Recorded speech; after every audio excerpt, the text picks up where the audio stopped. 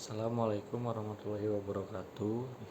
Sebelumnya izin memperkenalkan diri, nama saya Ilham Vigo Raimanda dengan NPM 2255051001. Di sini saya akan menjelaskan materi tentang Weloging, yaitu aplikasi data log SGR, yaitu atau biasa disebut spectral gamma ray.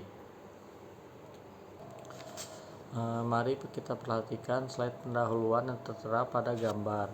Slide ini membahas mengenai salah satu alat Weloging yang sangat krusial dalam evaluasi formasi, yaitu log SGR atau spectral gamma ray.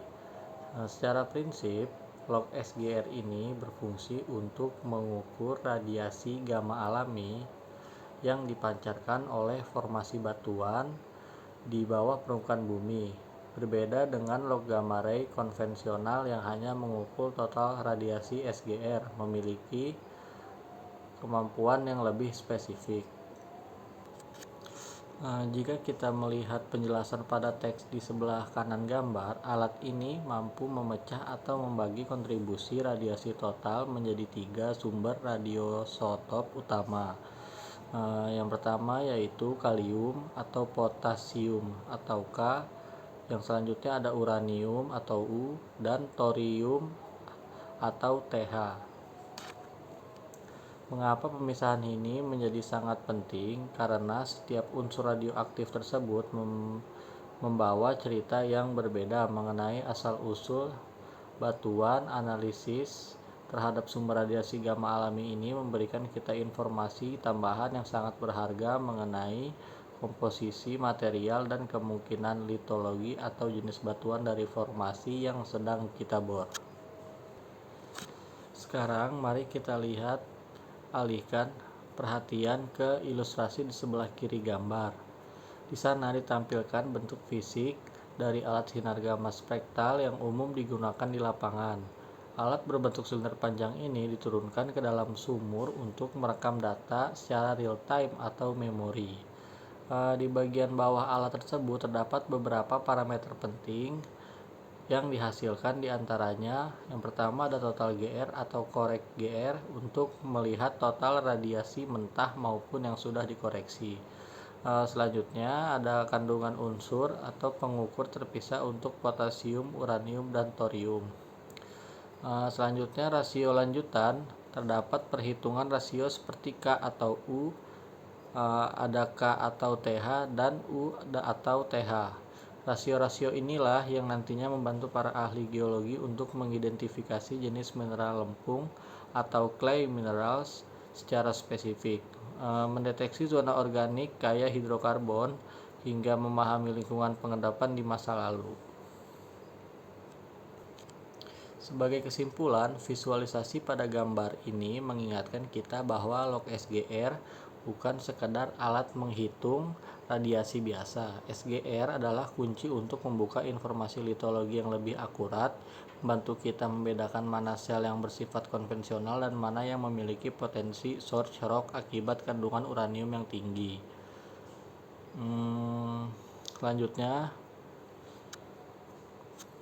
Selanjutnya, secara mendasar, alat sinar gamma ray spektral ini menggunakan sensor yang sebenarnya sama dengan alat sinar gamma total. Namun perbedaannya terletak pada bagaimana data tersebut diolah.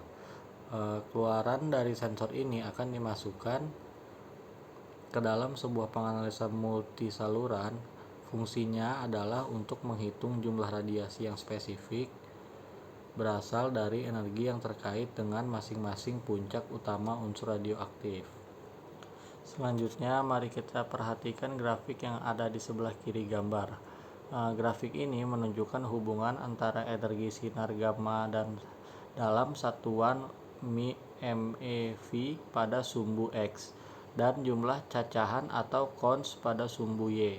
Alat ini bekerja dengan mengukur laju hitung sinar gamma untuk 3 jendela energi utama yang berpusat pada 3 unsur penting, yaitu yang pertama ada kalium 40K yang memiliki puncak energi di sekitar 1,46 MeV. Kedua, seri uranium sampai radium, yaitu U, dengan puncak energi di sekitar 1,76 MeV. Dan ketiga, seri thorium yang berada pada puncak energi tertinggi di sekitar 2,62 MeV. Hasil pembacaan dari ketiga puncak inilah yang menunjukkan tingkat radioaktivitas sinar gamma dari masing-masing sumber tersebut secara spesifik. Selanjutnya, jika kita menjumlahkan seluruh kombinasi dari ketiga komponen ini, nilainya harusnya sama dengan nilai sinar gamma total yang diukur oleh alat sinar gamma standar. Ketika diukur menggunakan alat spektral, total keseluruhan dikodekan sebagai SGR atau spectral gamma ray. Namun, ada hal penting yang perlu kita perhatikan di lapangan. Terkadang kita membutuhkan analisis yang lebih bersih dari efek eksternal tertentu. Oleh karena itu, dikenal juga istilah CGR atau Computed Gamma Ray Response. CGR ini diperoleh dengan menjumlahkan radiasi dari kalium-40 dan thorium saja tanpa memasukkan unsur uranium yang sering kali bersifat dinamis atau mudah larut. Kesimpulannya, pemisahan spektrum energi ini memberikan kita pemahaman yang jauh lebih detail mengenai komposisi formasi batuan dibanding hanya mengukur total radiasinya saja. Demikian penjelasan singkatnya dari pendahuluan ini. Pada slide pendahuluan selanjutnya, kita akan membahas mengenai format pelaporan data sinar gamma spektral atau spectral gamma ray. Seperti yang bisa kita lihat pada catatan di sebelah kanan atas slide, format pelaporan data sinar gamma spektral ini jauh lebih rumit jika kita bandingkan dengan log sinar gamma total konvensional. Mengapa demikian? Karena log spektral ini mampu menyajikan dan merekam informasi batuan bawah permukaan yang jauh lebih detail dan terperinci. Yang selanjutnya, kita perhatikan visual grafik di sebelah kiri pada track 1, yaitu kolom pertama yang memiliki skala 0 hingga 100 API digunakan untuk menampilkan dua kurva utama SGR dan CGR. Yang pertama, SGR atau standar gamma ray, sering juga disebut sinar gamma total, merekam total seluruh kontribusi radiasi alami yang diperoleh dari formasi.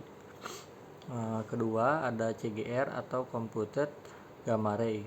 Kurva ini merupakan perhitungan komputasi hanya menjumlahkan respon dari kalium dan thorium saja, dengan sengaja mengabaikan atau membuang kontribusi radiasi dari uranium. Perbedaan kedua kurva ini sangat krusial untuk mengidentifikasi keberadaan material organik atau rekahan yang biasanya kaya akan uranium.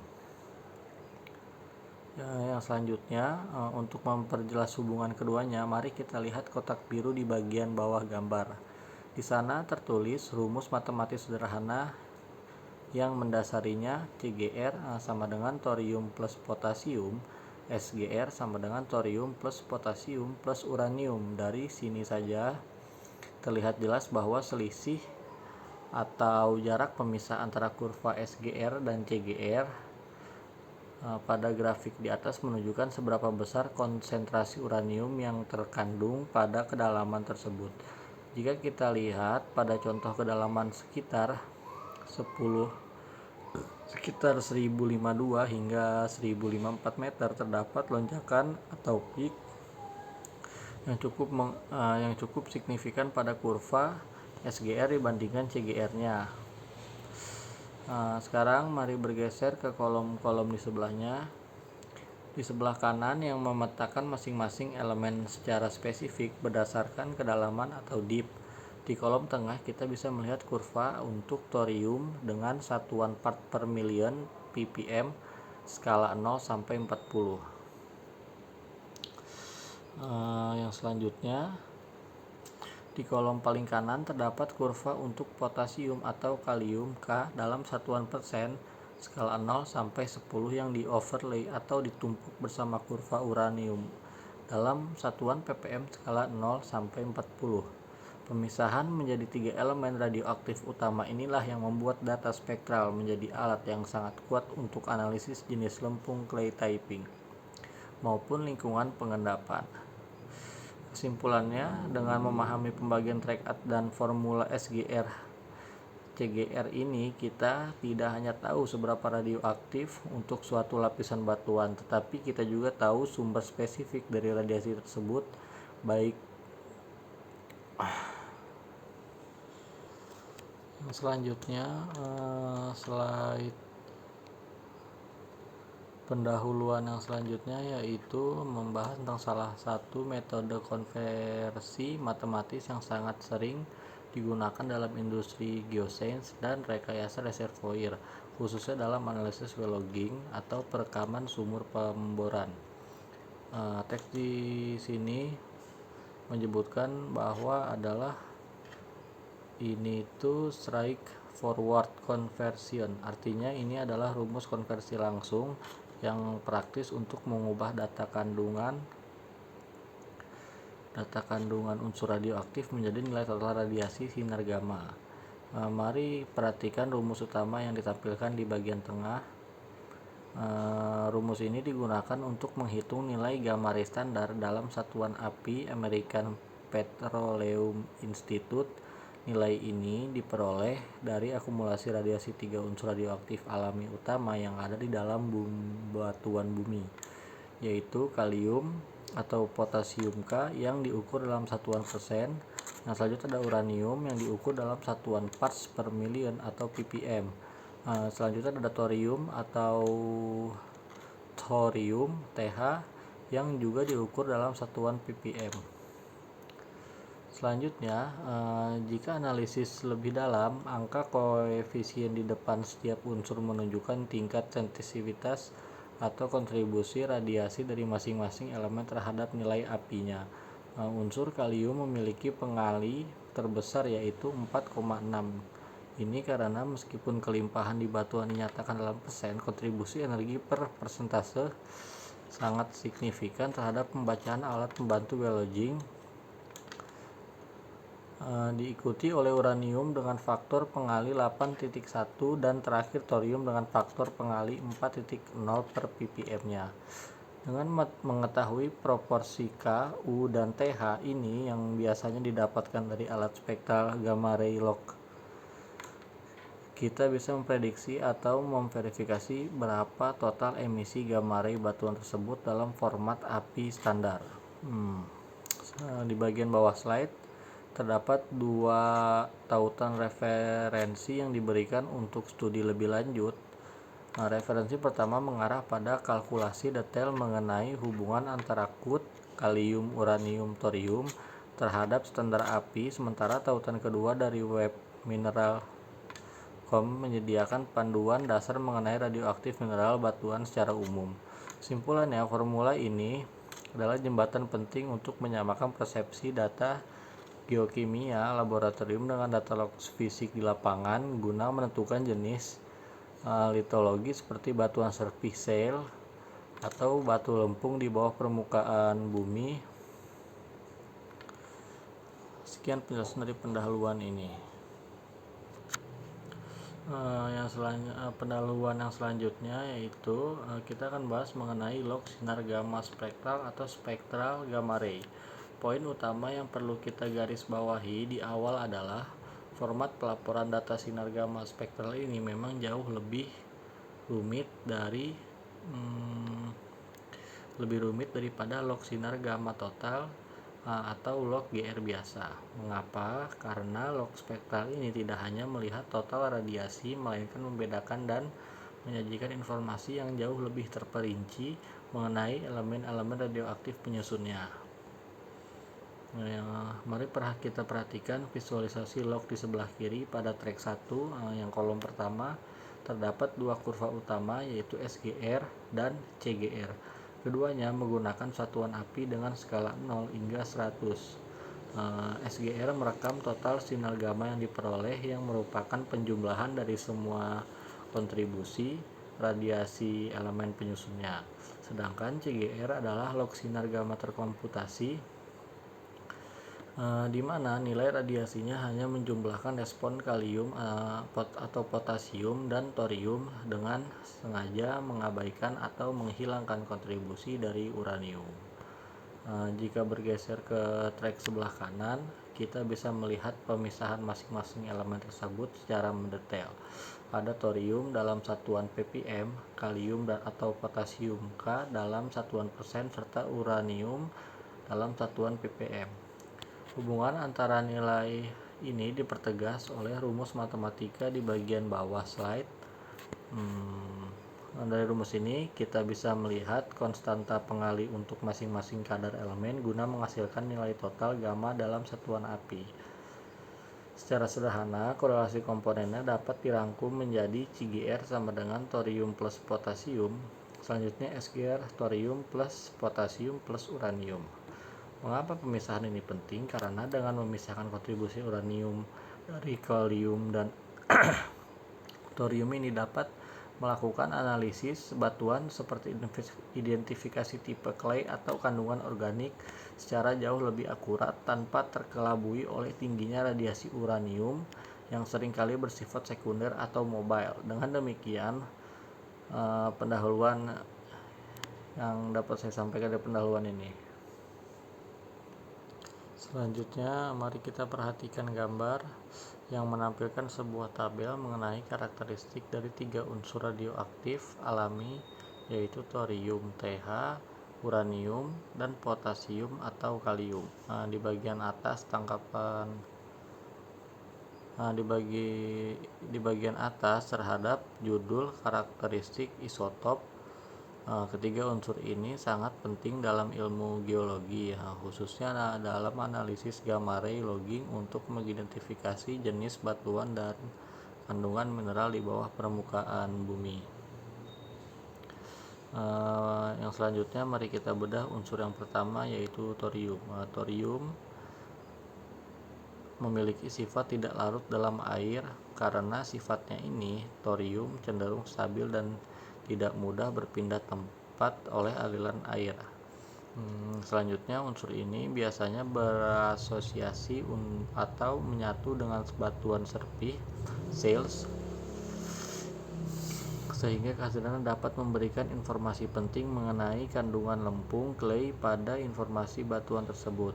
Terakhir, thorium yang juga kerap ditemukan bergabung dengan mineral berat pada batuan beku. Selanjutnya, unsur kedua adalah uranium yang memiliki karakteristik cukup kontras dengan thorium.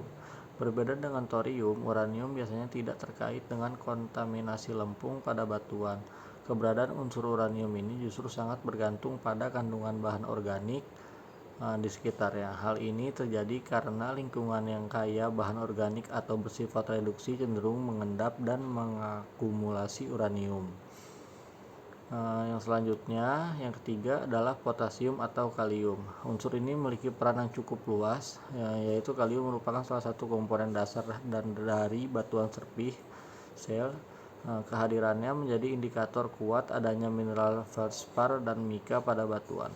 Di alam, kalium utamanya ditemukan dalam bentuk teroksidasi, yaitu sebagai K2O atau kalium oksida, seperti catatan merah di bawah tabel. Selain itu, kalium juga berfungsi untuk menstabilkan mineral lempung dalam bentuk KCl. Pada slide berikutnya,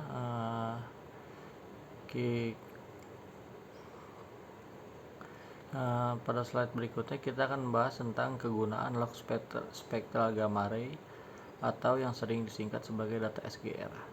Sebagai pengantar, berbeda dengan log gamma ray konvensional yang hanya mengukur total radioaktivitas alami dari satu batuan, log SGR memiliki kemampuan spesifik untuk memisahkan spektrum radioaktif tersebut menjadi 3 unsur pembentuk utamanya, yaitu kalium, uranium, dan thorium. Pemisahan unsur ini memberikan kita data geologi yang jauh lebih detail dan komprehensif.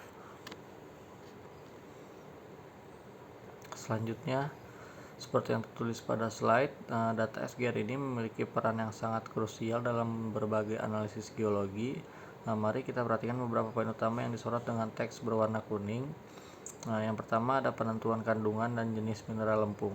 SGR sangat andal untuk analisis litologi dasar, terutama dalam penentuan kandungan lempung. Tidak hanya itu, dengan menganalisis rasio antara unsur thorium dan kalium, kita dapat melakukan evaluasi jenis mineral lempung, seperti membedakan apakah lempung tersebut didominasi oleh illite, kaolinate, atau smectite. Identifikasi zona rekahan. Yang selanjutnya itu ada identifikasi zona rekahan. Unsur uranium di alam memiliki mobilitas tinggi dan seringkali ikut mengendap bersama fluida yang melewati celah batuan. Oleh karena itu, anomali atau lonjakan unsur uranium pada data SGR dapat digunakan sebagai indikator kuat untuk identifikasi zona rekahan atau fraktur di bawah permukaan. Nah, selanjutnya ada penentuan total organik karbon atau TUC. Pada formasi batuan induk atau source rock, material organik sering kali mengikat unsur uranium.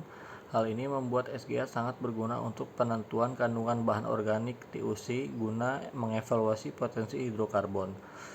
Kondisi sedimen kalor radiogenik. Yang terakhir, data ini juga digunakan untuk menentukan nilai kalor radiogenik yang dihasilkan dari peluruhan unsur radioaktif serta membantu ahli geologi dalam menginterpretasikan lingkungan pengendapan dan kondisi sedimen saat batuan tersebut terbentuk. Selanjutnya kita akan membahas mengenai bagian dari metode khususnya tentang kegunaan log SGR dalam interpretasi geologi. Berbeda dengan log gamma ray, standar yang lainnya mengukur total radioaktivitas. Log SGR mampu memisahkan konsentrasi unsur radioaktif alami yaitu thorium, uranium, dan kalium melalui perbandingan atau rasio dari ketiga unsur ini. Seperti yang ditunjukkan pada tabel 2 di gambar, kita bisa mendapatkan informasi geologi yang sangat kaya.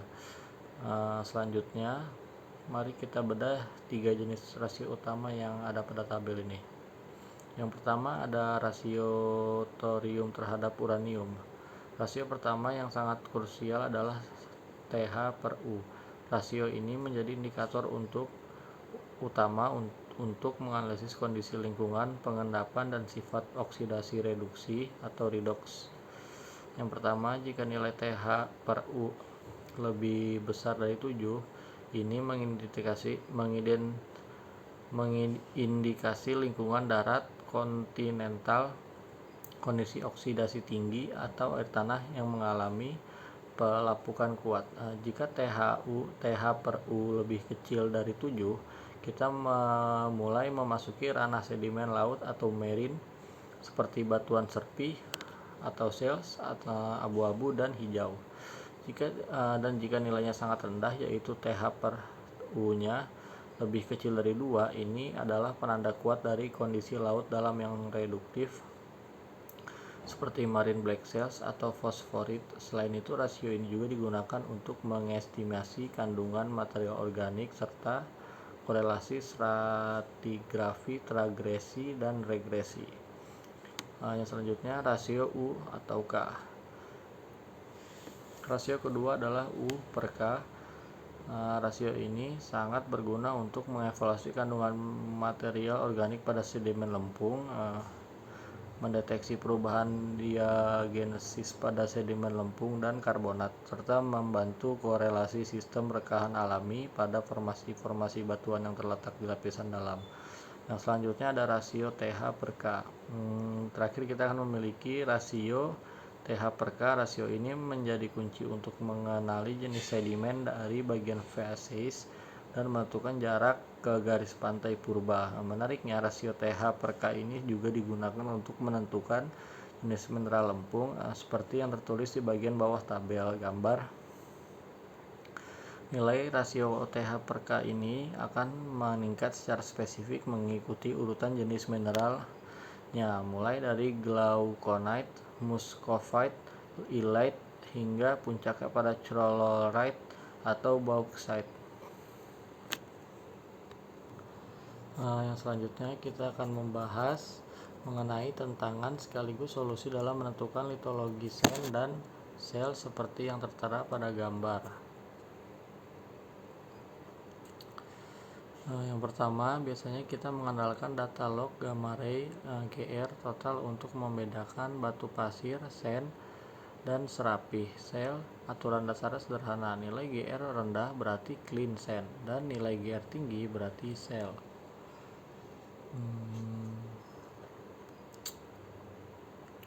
Namun ada kondisi jebakan yang sering membingungkan interpreter. Clean sand atau batu pasir bersih terkadang bisa menghasilkan pembacaan nilai GR yang sangat tinggi. Fenomena yang sering disebut hot sand ini terjadi jika batu pasir tersebut kaya akan mineral radioaktif seperti feldspar, mika, glaukonit, atau bahkan mineral berat yang mengandung uranium. Jika hanya melihat GR total, kita bisa salah mengidentifikasinya sebagai sel. Yang selanjutnya yaitu solusi dengan spektral gamma ray. Untuk mengatasi masalah ini, kita membutuhkan informasi tambahan dari alat spektral gamma ray. Berbeda dengan GR total, spektrum GR mampu memisahkan konsentrasi unsur radioaktif utama yaitu thorium, kalium, potasium, dan uranium. Seperti yang ditunjukkan pada grafik dan teks di bagian tengah gambar, penentuan jenis mineral lempung dan mineral pembawa radioaktif lainnya dapat dianalisis menggunakan cross plot atau rasio antara thorium dan kalium. Di sana terlihat tentang nilai rasio TH/K spesifik untuk setiap jenis mineral. Misalnya feldspar kurang dari 0,6, glaukonit 0,6 hingga 1,5, mika 1,5 hingga 2,0, lilit 2,0 hingga 3,5, mixed light lebih dari 3,5. Selanjutnya itu analisis cross plot. Grafis di bagian bawah gambar perlihatkan bagaimana sebaran data poin dari sumur bor. Dalam contoh ini, borehole D1 diplot ke dalam zona mineral lempung seperti kaolinite, smectite, lilit, hingga feldspar. Dengan menempatkan data ke dalam grafik cross plot thorium versus potasium ini, kita tidak hanya bisa menghindari kesalahan interpretasi hot sand, tetapi juga dapat menghitung secara akurat jumlah serta jenis mineral radioaktif spesifik yang hadir di dalam formasi tersebut. Kesimpulannya, integrasi spektral gamma ray sangat krusial untuk meningkatkan akurasi karakteristik reservoir kita. Kemudian dari slide berikutnya saya akan menjelaskan gambaran umum mengenai interpretasi spektral gamma ray pada batuan karbonat berdasarkan data tertera pada gambar. Metode spektral gamma ray sangat krusial dalam dunia geologi dan pengeboran karena mampu memisahkan total radiasi gamma menjadi 3 komponen elemen radioaktif utama, yaitu kalium, thorium, dan uranium. Kombinasi dari ketiga elemen inilah yang membantu kita menentukan kemurnian batuan karbonat serta kondisi lingkungan pengendapannya. Yang pertama ada karakteristik batuan karbonat murni. Mari perhatikan penjelasan di sebelah kiri. Pada batuan karbonat murni, kandungan thorium dan kalium umumnya tidak ada atau sangat rendah. Mengapa? Karena ion thorium cenderung tidak larut dan kalium juga tidak umum ditemukan pada mineral karbonat murni. Jadi aturan praktisnya, jika nilai K dan TH sangat rendah, kita bisa mengidentifikasi formasi tersebut sebagai karbonat murni. Yang kedua itu peran uranium dan lingkungan pengendapan. Lalu bagaimana dengan uranium? Kehadiran uranium di dalam karbonat sangat dipengaruhi oleh keberadaan material organik dan kondisi oksidasi lingkungan saat batuan tersebut terbentuk. Yang pertama ada uranium rendah atau lingkungan oksidasi. Jika ion uranium mengalami oksidasi kuat seperti di lingkungan gurun, ion tersebut menjadi tidak larut. Akibatnya karbonat murni di lingkungan ini akan memiliki kandungan uranium yang rendah. Uranium tinggi atau lingkungan reduksi, sebaliknya, pada lingkungan pengendapan bawah permukaan yang bersifat reduksi dan kaya material organik, ion uranium yang tidak teroksidasi justru lebih mudah larut dan terakumulasi karena organisme sangat baik dalam mengonsentrasikan uranium. Nah, yang ketiga itu ada membaca tabel interpretasi pada gambar. Nah, di sebelah kanan gambar terdapat matriks kombinasi kadar K, TH, dan U untuk mempermudah klasifikasi. Yang pertama ada kilo, TH low, menandakan pure karbonat. Jika U low artinya tidak ada material organik atau lingkungan oksidasi. Jika U-nya high berarti terdapat material organik di lingkungan reduksi. TH high atau K low atau high mengidentifikasi batuan tersebut bukan karbonat murni, melainkan silikarbonat atau batuan non-karbonat yang kaya akan mineral lempung, yaitu clay. Yang selanjutnya ada K high, TH low, menandakan kehadiran mineral spesifik seperti glauconite, karbonat, atau adanya evaporit yang mengandung kalium. Pada slide berikutnya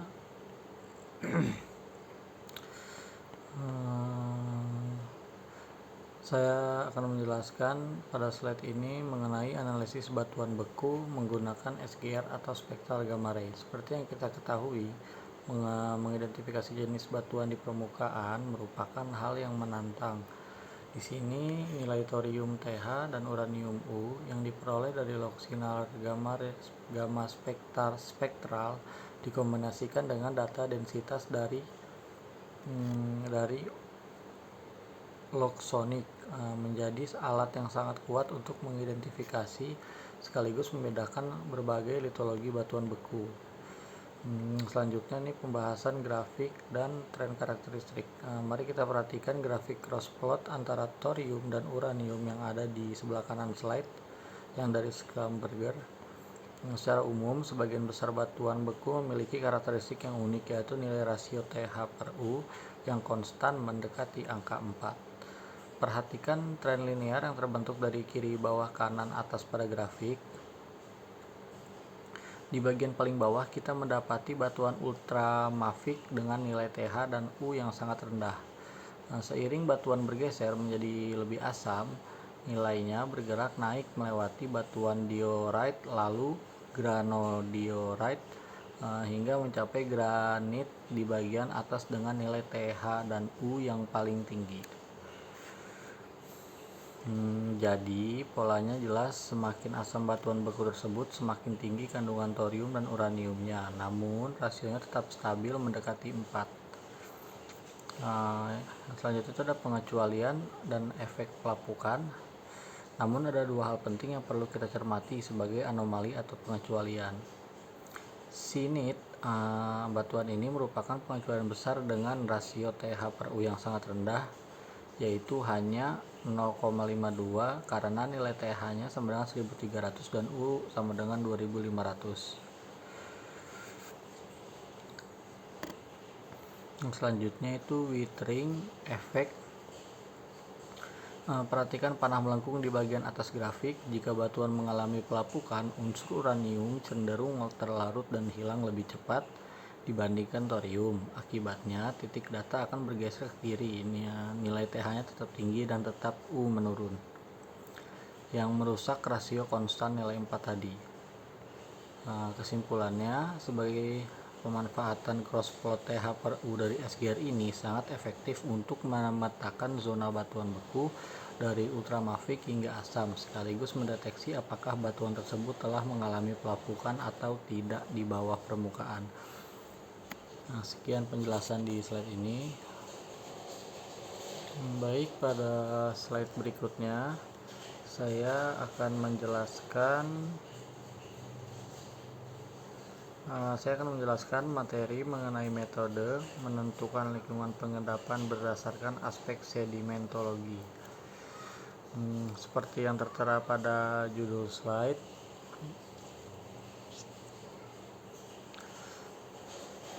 kita memanfaatkan data spektral gamma ray atau SGR log. Log ini sangat krusial karena mampu memberikan data spektral yang membantu kita membedakan lingkungan pengendapan serta membatasi perkiraan ukuran butir maupun komposisi mineralogi batuan di bawah permukaan. Penjelasan bagian kiri, rasio TH per U thorium terdapat uranium. Jika kita perhatikan bagian kiri slide, salah satu parameter utama yang digunakan adalah rasio Th/U atau thorium dibanding uranium. Nah, rasio ini menjadi indikator kuat untuk mengetahui batas lingkungan pengendapan dan kondisi redoks, yaitu oksidasi reduksi. Jika nilai Th/U lebih besar dari 7, ini mengindikasikan lingkungan kontinental atau darat atau kondisi oksidasi yang tinggi. Sebaliknya, jika nilai Th/U lebih kecil dari 7, ini menunjukkan lingkungan marin atau laut. Bahkan jika rasionya sangat rendah, yaitu Th/U lebih kecil dari 2, terdapat probabilitas tinggi bahwa lingkungannya berada dalam kondisi reduksi atau miskin oksigen. Hal ini biasanya dipengaruhi oleh infiltrasi air tanah, aktivitas bakteri, dan reaksi batuan sekitarnya yang mengubah pH lingkungan. Selanjutnya di penjelasan bagian kanan, tabel inferensi sedimentologi atau tabel 12.3 ini. Selanjutnya mari kita beralih ke tabel 12.3 di sebelah kanan yang merangkum hubungan antara observasi SGR dengan kesimpulan sedimentologinya. Kehadiran glauconite dan phosphatic deposits menjadi penanda kuat lingkungan laut atau marin, khususnya area continental shelf. Indikasi uranium yang tinggi menunjukkan lingkungan berenergi rendah dengan kondisi reduksi. Analisis clay type atau tipe lempung membantu kita memetakan detail lingkungan pengendapan secara spesifik. Sementara itu, keberadaan bauxite mencerminkan lingkungan darat atau kontinental yang hangat, lembab dengan sistem drainase yang baik. Terakhir, mineral feldspar digunakan sebagai indikator tingkat evolusi fasies pasir, di mana kelimpahan feldspar yang tinggi menandakan posisi sedimentasi yang masih dekat dengan batuan sumbernya atau igneous source. Kesimpulannya, dengan menggabungkan analisis nilai rasio Th/U serta interpretasi mineralogi dari spektral gamma ray, kita dapat berkontribusi merekonstruksi kondisi geologi masa lampau suatu reservoir secara lebih akurat. Sekian dari penjelasan slide ini. Yang selanjutnya, pada slide ini kita akan memprediksi TOC atau total organic carbon.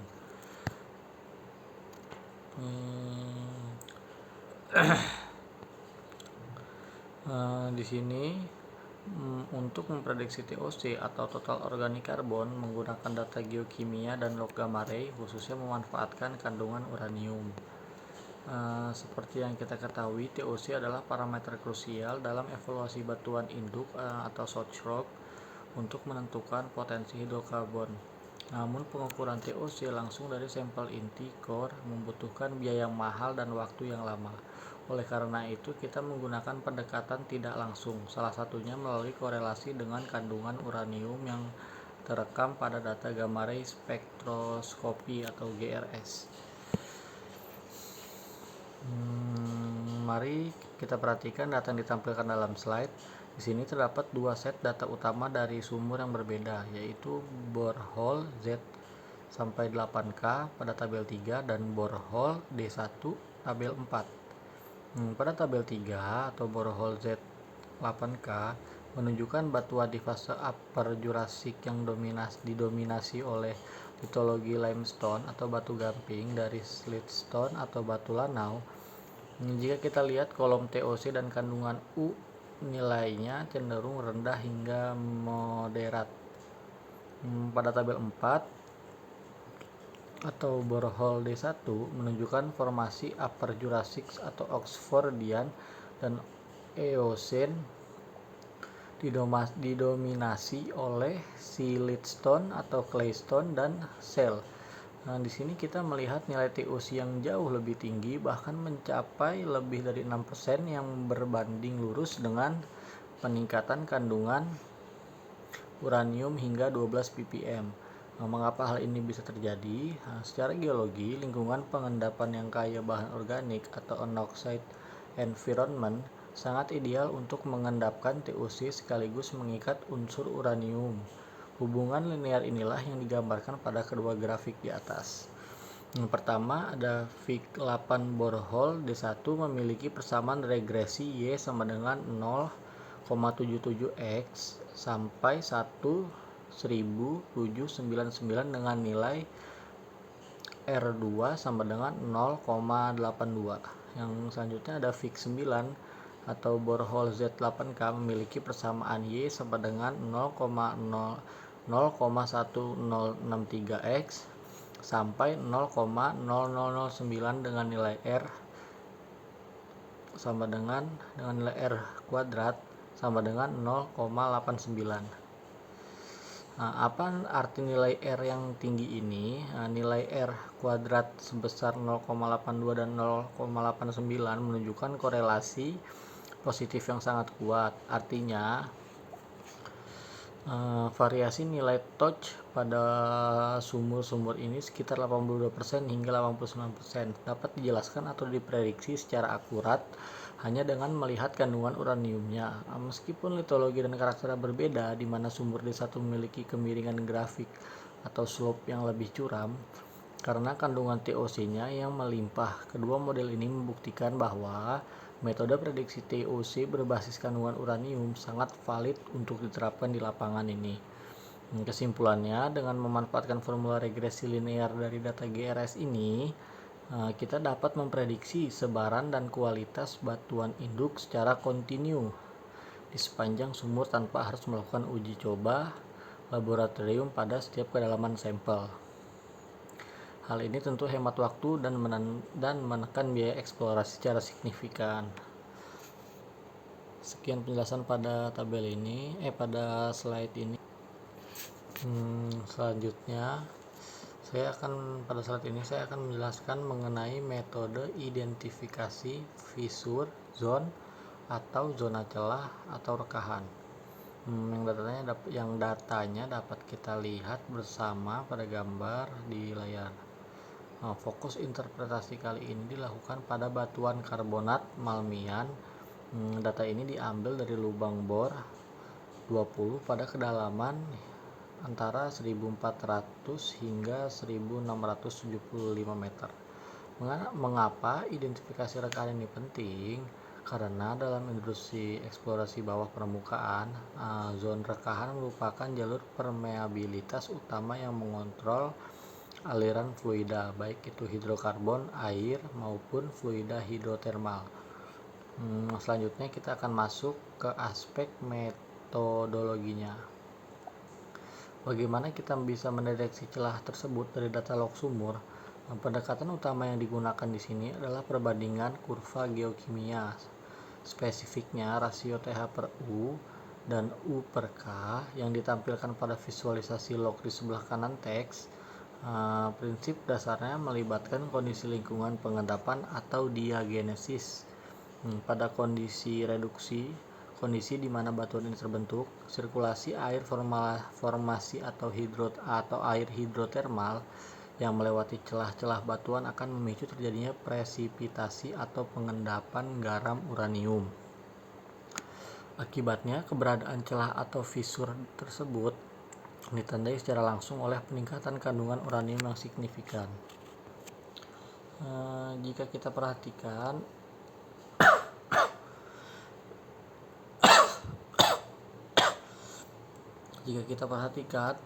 log kurva TH per U dan U per K ini bergerak berbanding terbalik satu sama lain. Ketika kandungan uranium melonjak, respons kurva akan turun ke arah yang berlawanan. Pada kolom log di gambar, fenomena kenaikan konsentrasi uranium ini divisualisasikan dengan sangat jelas melalui zona yang diarsir warna kuning. Selanjutnya, validasi menggunakan pemindaian akustik case. Tentu saja ini indikasi dari data log radioaktif.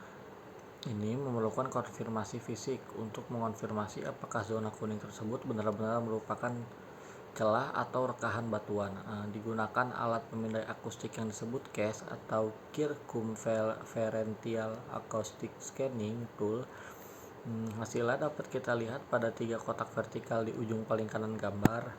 yaitu teknologi CAS ini bekerja dengan cara merekam amplitudo dan waktu tempuh gelombang akustik secara terus-menerus atau continuous yang dipantulkan langsung dari dinding lubang bor. Ketika gelombang menabrak rekahan atau celah, karakter pantulan amplitudonya akan berubah secara drastis dibanding dengan batuan yang masif. Melalui pemrosesan citra amplitudo dan waktu ini, kita tidak hanya bisa memastikan keberadaan celah, tetapi juga bisa menentukan jenis rekahan, tingkat kerapatan atau densitasnya, serta distribusi retakan tersebut secara spesial pada kedalaman-kedalaman tertentu, seperti contoh visual yang diperlihatkan pada kedalaman 1458 meter, 1557 meter, dan 1573 meter. Jadi kesimpulannya, integrasi antara data log geokimia atau rasio TH per U dan U per K dengan citra resolusi tinggi dari pemilihan akustik CAS memberikan metode yang sangat valid untuk memetakan fissure zone. Zona kuning pada log memberikan screening awal adanya akumulasi uranium di celah batuan, sementara citra CAS memberikan bukti visual dan geometris yang konkret mengenai intensitas rekahan tersebut. Demikian penjelasan pada slide ini. Yang selanjutnya saya akan menjelaskan slide yang tertera pada gambar yang berjudul identifikasi hidrokarbon. Secara garis besar, slide ini membahas sebuah metode tidak langsung yang sangat menarik dalam dunia geologi perminyakan, yaitu bagaimana kita bisa mendeteksi potensi hidrokarbon atau minyak dan gas bumi melalui keberadaan unsur radioaktif, spesifiknya adalah uranium. Mari kita bedah poin pertamanya. Di sana disebutkan bahwa organic matter is good at concentrating uranium. Materi organik sangat baik dalam mengonsentrasikan atau meningkatkan uranium. Ketika materi organik ini mengendap di lingkungan pengendapan yang bersifat reduksi atau miskin oksigen, materi organik tersebut akan awet dan tidak membusuk oleh oksigen, dan seiring berjalannya waktu serta tekanan geologi, ia akan bertransformasi menjadi hidrokarbon. Karena uranium ikut terikat di sana, maka muncullah korelasi langsung di mana ada akumulasi uranium yang tinggi pada batuan induk. Di situ pula ada potensi kandungan materi organik yang tinggi. Selanjutnya, metode pengukuran spektra gamma ray atau TUC masuk ke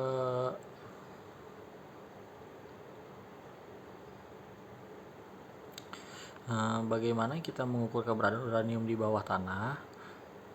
Di dalam teks pada slide ini dijelaskan bahwa kita menggunakan alat yang disebut spektra gamma ray log. Berbeda dengan log gamma ray standar yang hanya mengukur total radiasi spektral gamma ray, mampu memisahkan 3 sumber radioaktif utama di dalam bumi, yaitu thorium, kalium, dan uranium. Dengan melihat lonjakan kurva uranium secara spesifik, para geofisis atau petrofisis dapat mengevaluasi nilai TUC atau total organik karbon dari batuan tersebut. Namun pada teks ini memberikan catatan penting, metode ini bisa akurat jika hubungan atau korelasi tersebut dikalibrasi menggunakan core data atau data sampel batuan inti yang diambil langsung dari pemboran. Data core ini berfungsi sebagai validasi laboratorium untuk memastikan bahwa pembacaan log radioaktif di dalam sumur selaras dengan kondisi real batuan di lapangan.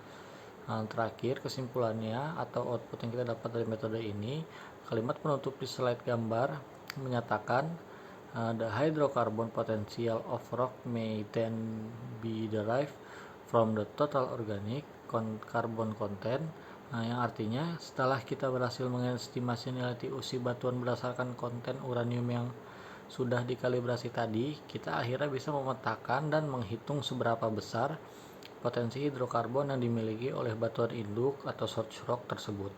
Apakah batuan ini tergolong kaya akan minyak dan gas atau biasa-biasa saja? Metode ini sangat efisien karena menghemat waktu dan biaya eksplorasi, di mana Kita bisa memprediksi kekayaan organik suatu formasi batuan di sepanjang sumur hanya dengan memanfaatkan log radioaktif yang dikombinasikan dengan sedikit data sampel fisik. Demikian penjelasan dari slide ini. Baik, yang selanjutnya saya akan memberikan penjelasan terkait studi kasus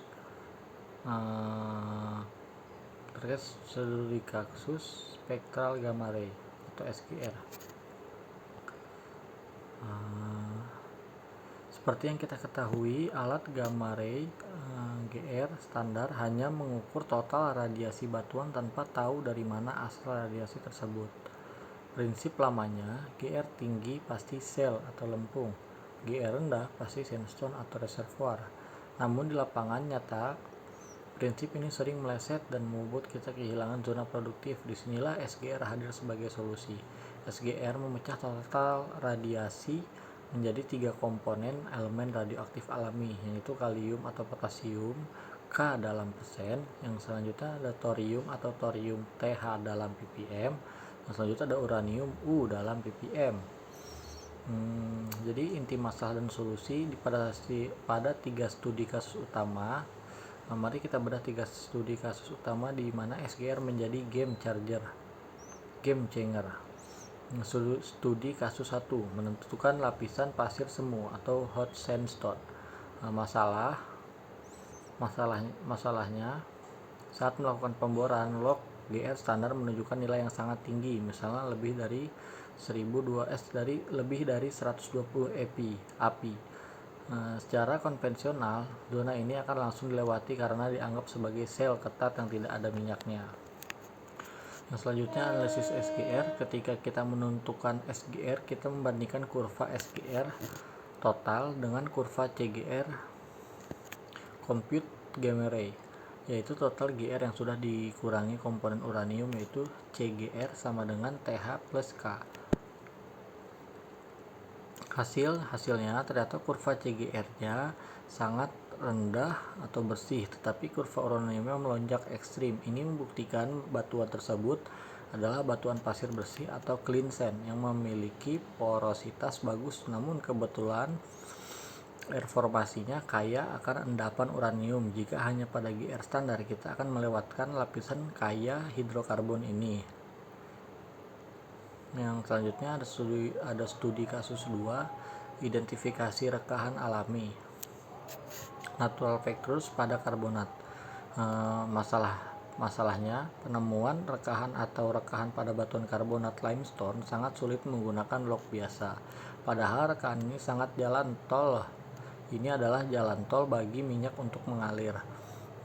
Analisis SGR atau elemen uranium bersifat larut dalam air dan selalu bermigrasi mengikuti aliran fluida. Ketika ada rekahan yang dilalui air formasi selama jutaan tahun, garam uranium akan mengendap di dinding rekahan tersebut. Hasilnya, SGR akan menangkap fenomena yang disebut uranium spike, yaitu lonjakan tajam kurva uranium secara mandiri, sementara thorium dan kaliumnya flat di angka 0.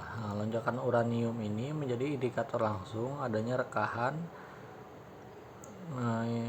alami produktif yang menjadi target utama untuk dilakukannya rekahan hidrolik atau fracking atau perforasi. Pada studi kasus ketiga atau yang terakhir, karakteristik jenis lempung clay mineral typing untuk keamanan pemboran. Masalahnya berada di dalam lapisan sel yang tebal bisa berbahaya jika kita tidak tahu jenis lempungnya. Lempung jenis smectite sangat sensitif air. Jika terkena lumpur bor, ia akan mengembang atau swelling dan bisa menjepit pipa bor hingga patah. Analisis SGR. Elemen thorium dan kalium terikat kuat pada struktur kristal lempung dengan rasio yang unik untuk setiap jenis mineral. Hasilnya, menggunakan metode cross-plot rasio TH per K, tim petrofisika bisa menentukan jenis lempung secara akurat. Jika rasio TH per K rendah, lempungnya adalah lilit atau relatif aman. Jika rasio TH per K tinggi, lempungnya adalah smectite atau kaolinite atau rawan mengembang.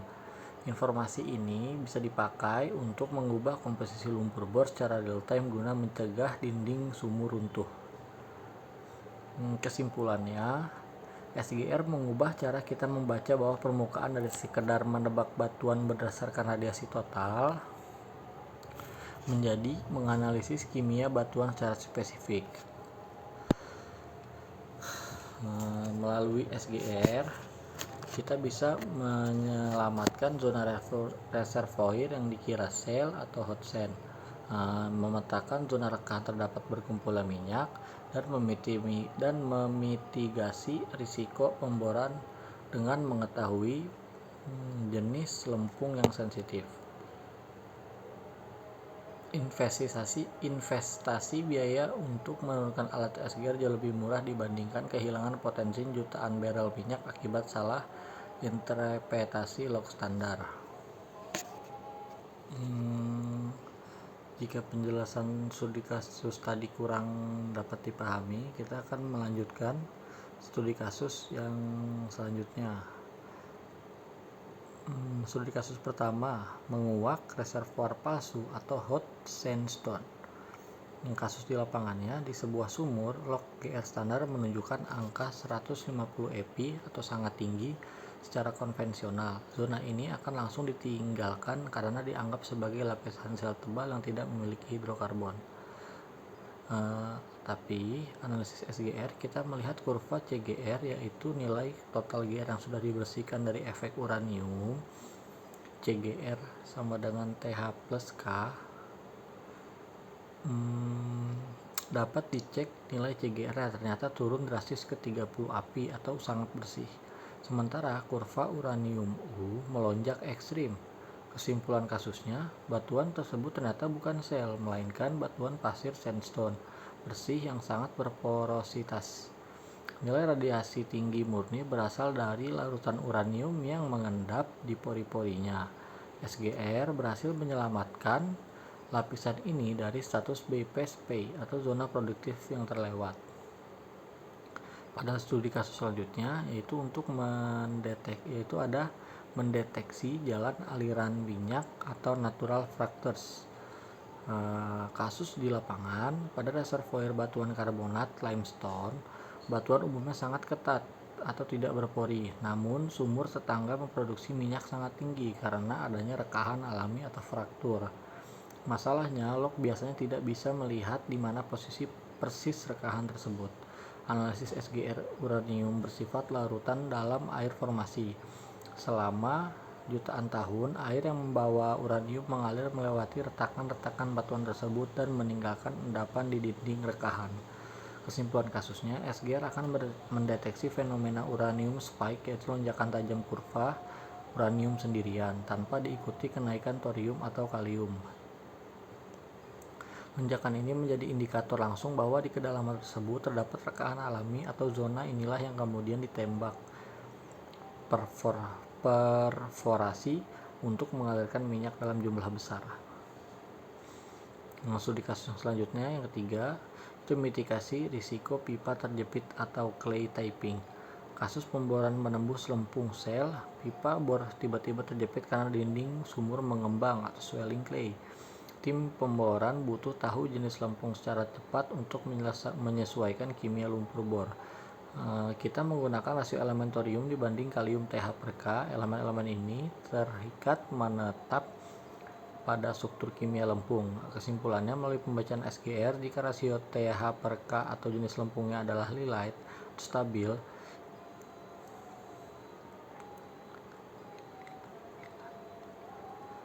jika rasio TH per K tinggi, lempung adalah smectite atau morillite, sangat sensitif air dan mudah mengembang. Dengan data SGR ini, tim beralih ke lumpur berbahan dasar minyak atau oil based mud untuk mencegah keruntuhan dinding sumur. Kesimpulannya, SGR adalah alat diagnosis kritis yang membantu kita untuk menemukan minyak di lapisan yang dikira sel, atau memetakan zona retakan kaya minyak, atau mencegah kecelakaan pemboran akibat lempung pengembangan clay. Demikian dari penjelasan pada materi kita kali ini. Mohon kurang lebihnya mohon maaf jika ada salah kata atau pembacaan intonasi yang kurang jelas. Sekian dari saya. Wassalamualaikum warahmatullahi wabarakatuh.